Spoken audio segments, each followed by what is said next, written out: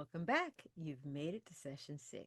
I'm Vanessa Riley. I am your host, your guide, your teacher, trying to walk you through 10 sessions to building a character.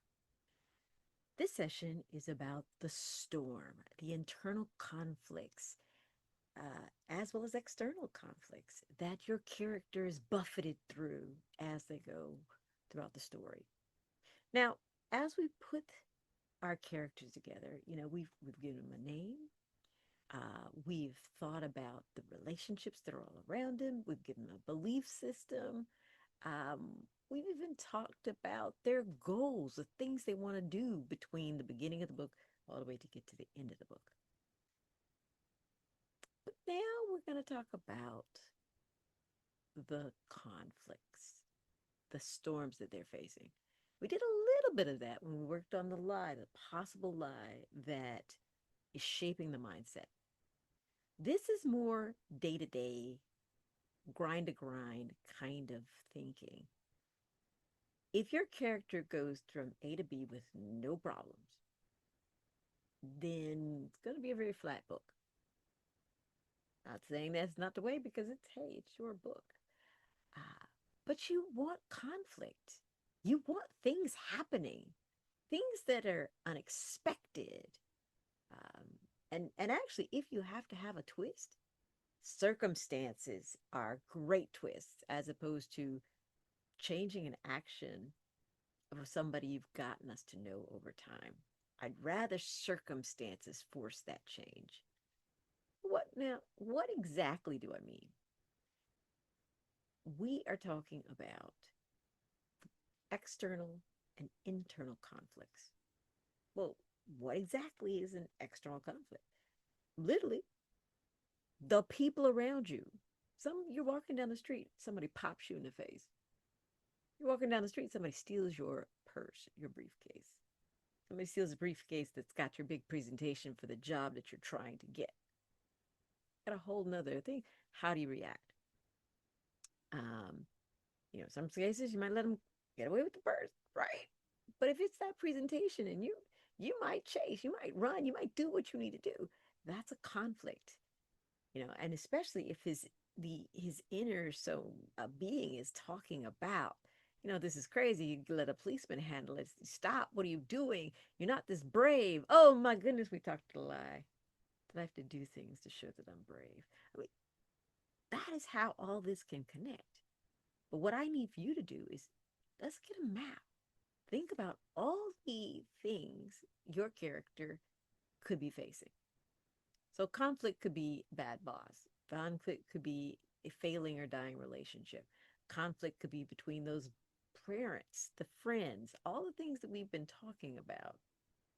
Um, all the things we've been talking about in previous sessions. I want you to list them on the page. You got your journal, your electronic or paper. Draw in a circle your character. Take the goal that you currently think that they most want to do. Remember, you have your list of goals. Put it there, and think about everything that can stop your person from getting to that goal. That should be on your map.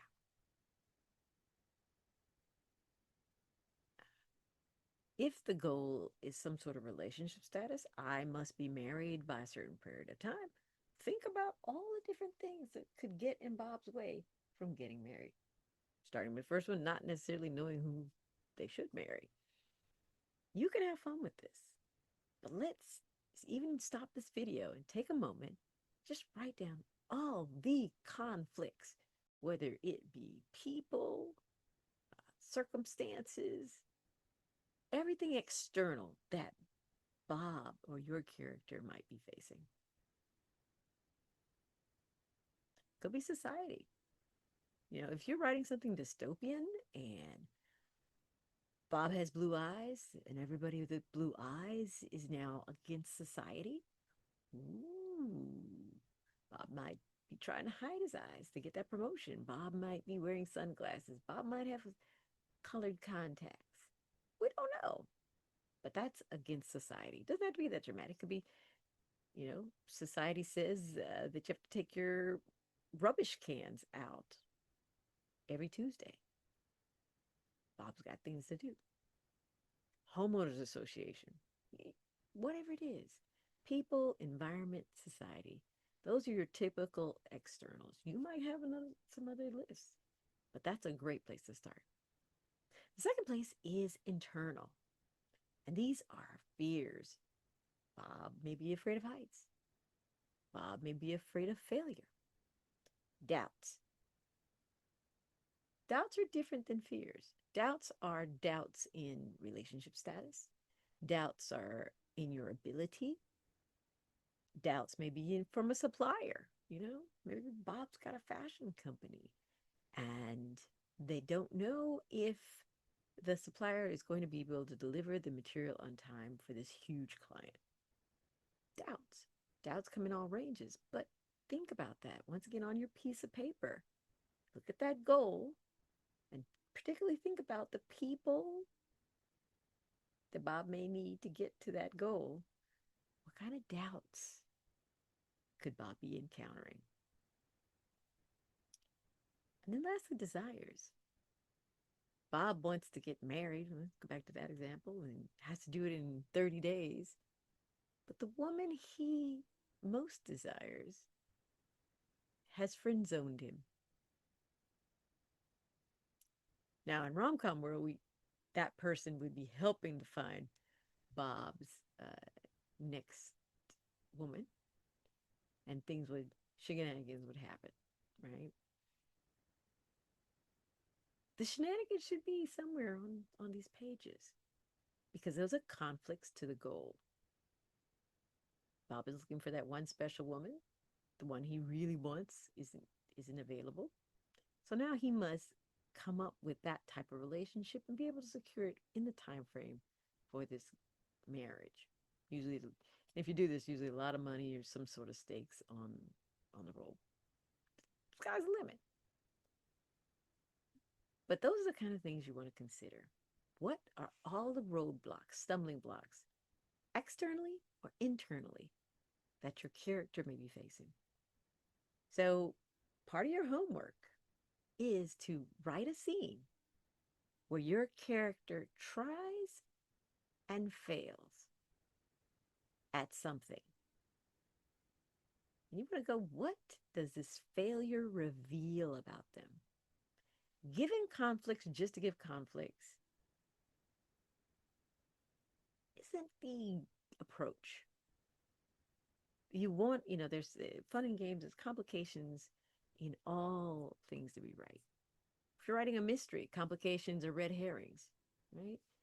Somebody else looks guilty, may or may not. You have to chase it down. Now you have to spend more time chasing down this lead. But we should learn something about our main characters, our protagonists or antagonists, because of the conflicts. Does Bob have true grit? Is Bob easily discouraged? Does Bob have to grow a backbone in order to get through? And these conflicts show deficits, even strengths, as you continue to go through. But conflicts are where you're going to show aspects of your character that may not necessarily come out if you were just plotting from A to B with no tension.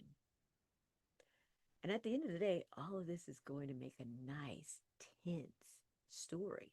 Tension makes people turn the page.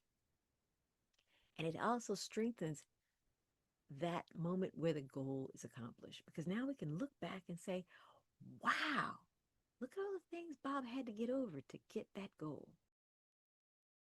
It really enhances the stakes.